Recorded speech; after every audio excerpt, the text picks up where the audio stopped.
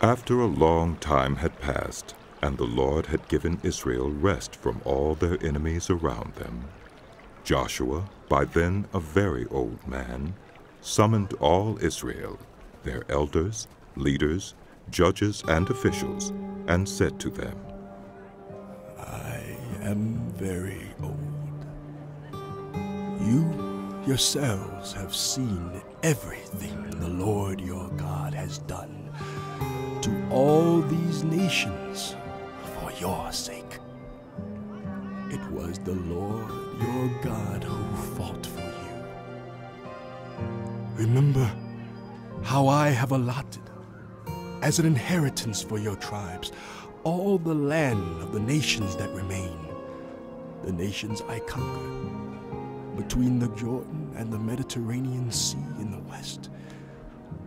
The Lord your God himself will push them out for your sake. He will drive them out before you, and you will take possession of their land as the Lord your God promised you. Be very strong. Be careful to obey all that is written in the book of the law of Moses, without turning aside to the right or to the left. Do not associate with these nations that remain among you.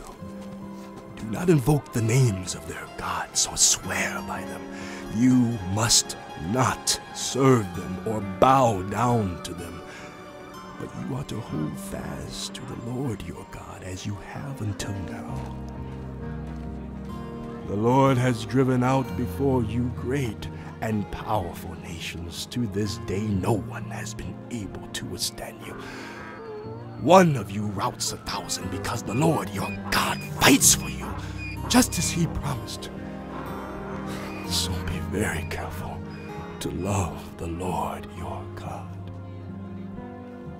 But if you turn away and ally yourselves with the survivors of these nations that remain among you, and if you intermarry with them and associate with them, then you may be sure that the Lord your God will no longer drive out these nations before you. Instead, they will become snares and traps for you, whips on your backs and thorns in your eyes, until you perish from this good land which the Lord your God is giving you. Now, I am about to go the way of all the earth. You know with all your heart and soul that not one of all the good promises the Lord your God gave you has failed. Every promise has been fulfilled, not one has failed. But just as all the good things the Lord your God has promised you have come to you, so he will bring on you all the evil things he has threatened, until the Lord your God has destroyed you from this good land he has given you. If you violate the covenant of the Lord your God which he commanded you, and go and serve other gods and bow down to them, the Lord's anger will burn against you, and you will quickly perish from the good land he has given you. Then Joshua assembled all the tribes of Israel at Shechem. He summoned the elders, leaders, judges, and officials of Israel, and they presented themselves before God. Joshua said to all the people, This is what the Lord, the God of Israel, says. Long ago, your ancestors, including Terah, the father of Abraham and Nahor, lived beyond the Euphrates River and worshipped other gods. But I took your father Abraham from the land beyond the Euphrates and led him throughout Canaan and gave him many descendants. I gave him Isaac, and to Isaac I gave Jacob and Esau. I assigned the hill country of Seir to Esau, but Jacob and his family went down to Egypt. Then I sent Moses and Aaron And I afflicted the Egyptians by what I did there. And I brought you out. When I brought your people out of Egypt, you came to the sea, and the Egyptians pursued them with chariots and horsemen as far as the Red Sea.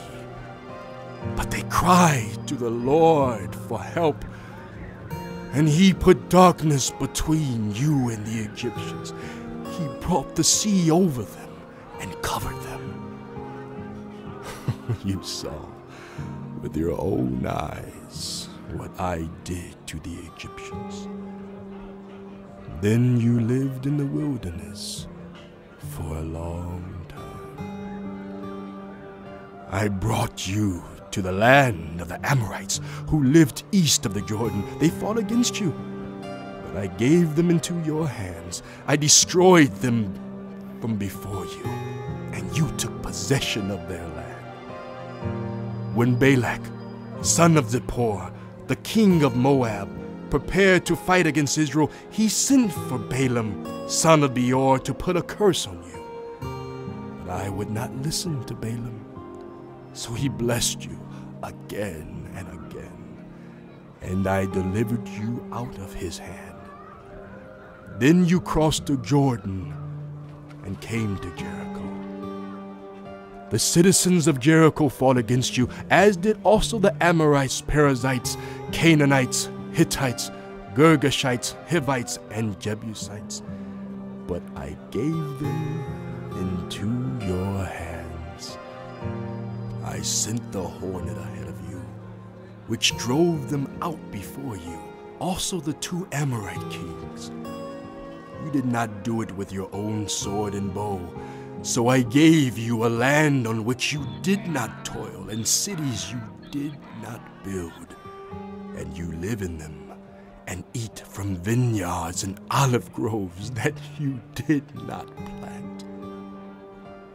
Now, fear the Lord and serve him with all faithfulness. Throw away the gods your ancestors worshipped beyond the Euphrates River and in Egypt, and serve the Lord. But if serving the Lord seems undesirable to you, then choose for yourselves this day whom you will serve, whether the gods your ancestors served beyond the Euphrates, or the gods of the Amorites in whose land you are living. But as for me and my household, we will serve the Lord. Then the people answered, Far be it from us to forsake the Lord, to serve other gods. It was the Lord our God himself who brought us and our parents up out of Egypt, from that land of slavery, and performed those great signs before our eyes. He protected us on our entire journey and among all the nations through which we traveled. And the Lord drove out before us all the nations, including the Amorites, who lived in the land. We too will serve the Lord, because he is our God. Joshua said to the people, You are not able to serve the Lord. He is a holy God. He is a jealous God.